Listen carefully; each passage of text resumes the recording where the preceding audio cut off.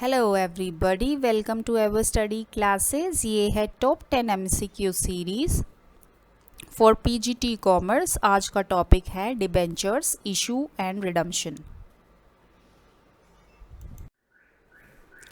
Topic start करने से पहले ये है एवर स्टडी की कोर्सेज फॉर पीजीटी कॉमर्स। अगर आपको इन कोर्सेज में इनरोल होना है, आप वेबसाइट चेक कर सकते हैं www.everstudy.co.in पे।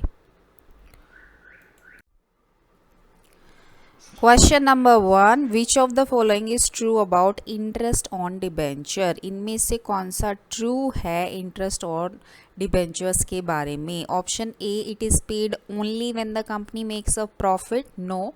Option B, it is a fixed obligation regardless of profit. Yes, debenture पे जो इंटरेस्ट दिया जाता है कंपनी की, वो फिक्स्ड ऑब्लिगेशन होती है। चाहे कंपनी को प्रॉफिट हो या लॉस हो, कंपनी को इंटरेस्ट ऑन डिबेंचर पे करना ही करना पड़ता है।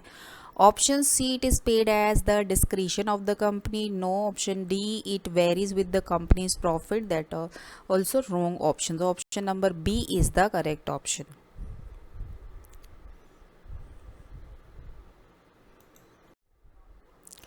Next question, how is a company's liability on debentures recording in the balance sheet when debentures are issued at collateral securities। जो कंपनी की लाइबिलिटी है डिबेंचर पे, तो बैलेंस शीट में वो कंपनी किस तरीके से रिकॉर्ड करती है जब डिबेंचर को as a collateral security issue किया जाता है। Option A, it is shown as a separate liability. Option B, it is not recorded at all. Option C, it is recorded as a footnote. Option D, it is combined with the primary liability. So option C, it is recorded as a footnote. So जब debentures को as a collateral security issue किया जाता है तो generally उनको as a footnote balance sheet में record किया जाता है। Next question, what type of debenture is not listed in the company's register and can be transferred by mere delivery। तो कौन सा ऐसा टाइप है डिबेंचर का जो कंपनी के रजिस्टर में लिस्टेड नहीं होता है और सिर्फ डिलीवरी के थ्रू ही उसको ट्रांसफ़र किया जा सकता है। ऐसे डिबेंचर्स हैं आपके bearer debenture. Option number B is the correct answer.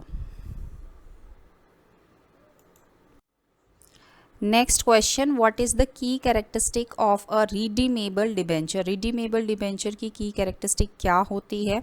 Option A, it is never repayable by the company.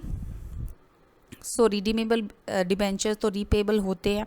Option A is the wrong option. Option B, it is repayable by the company after a fixed period. Yes, redeemable debenture are repayable by the company after a fixed period. Option C, it can be converted into equity share at any time. No, these are convertible debentures.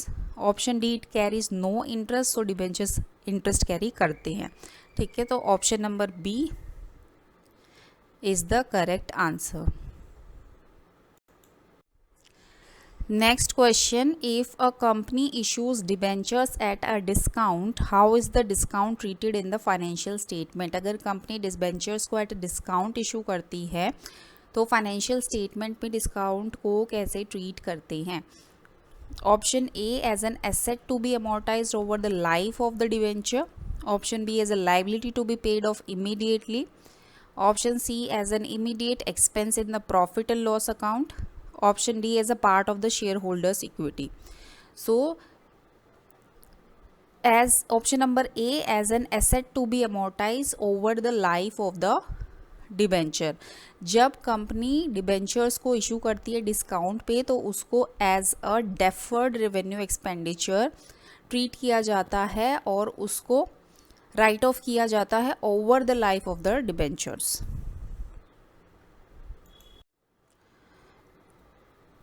Next question, in which method of debenture redemption does the company set aside a fixed amount of profits every year to create a fund। कौन से method में debenture redemption के कौन से method में company एक fixed amount side में रख देती है प्रॉफिट का हर साल एक फंड क्रिएट करने के लिए। तो ऐसा कौन सा मेथड होता है। ये मेथड होता है redemption by sinking fund.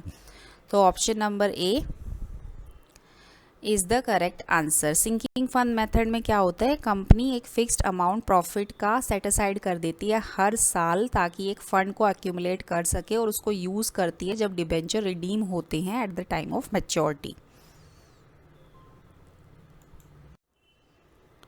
Next question, when debentures are redeemed out of profits what effect does it have on the company's capital. जब डिबेंचर्स को प्रॉफिट में से रिडीम किया जाता है तो कंपनी की कैपिटल पे क्या इफेक्ट होगा। क्या शेयर कैपिटल इंक्रीज हो जाएगी, नहीं। क्या वर्किंग कैपिटल डिक्रीज हो जाएगी, यस। जो आपकी वर्किंग कैपिटल है वो डिक्रीज होगी। Option C, decrease in the share holders equity, no. No effect on capital, no. तो option number B, decrease in working capital. जब डिबेंचर्स को प्रॉफिट्स में से रिडीम करते हैं तो कंपनी की वर्किंग कैपिटल डिक्रीज होती है क्योंकि कैश और बैंक बैलेंस को यूज़ किया जाता है रिडम्पशन के लिए।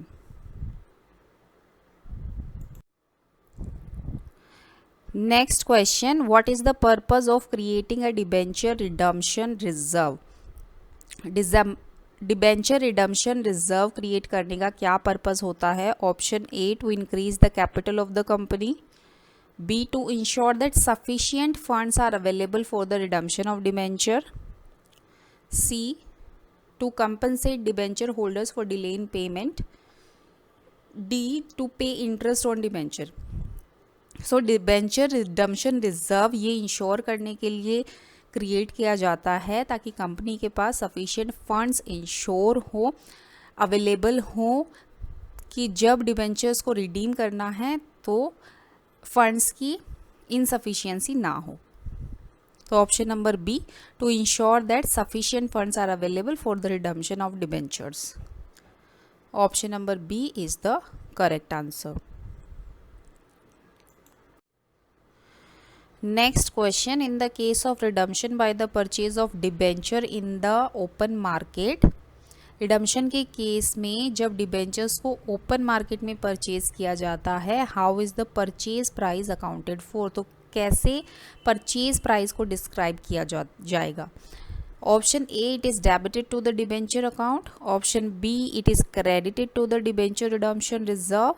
Option C, it is debited to the profit and loss account. Option D, it is debited to the investment in own debentures account. So option number D is the correct answer. It is debited to the investment in own debenture account. So जब debenture को buy back करते हैं उस पर जो amount spend होता है open market में वो as an investment in own debenture account as a record किया जाता है।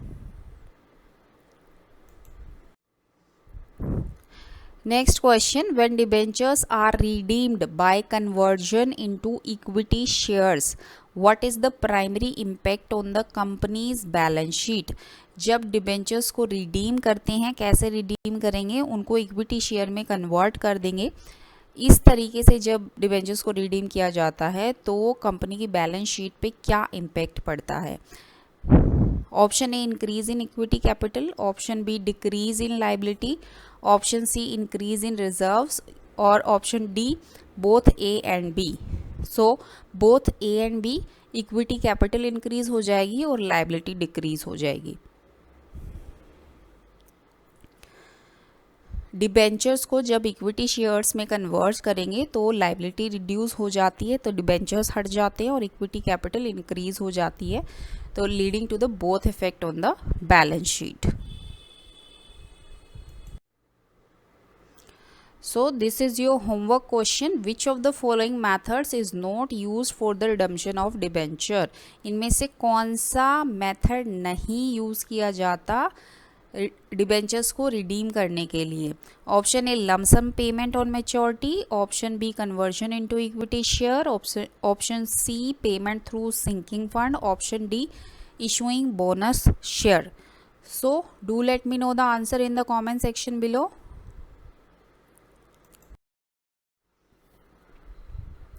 सो दैट्स ऑल फॉर टुडे।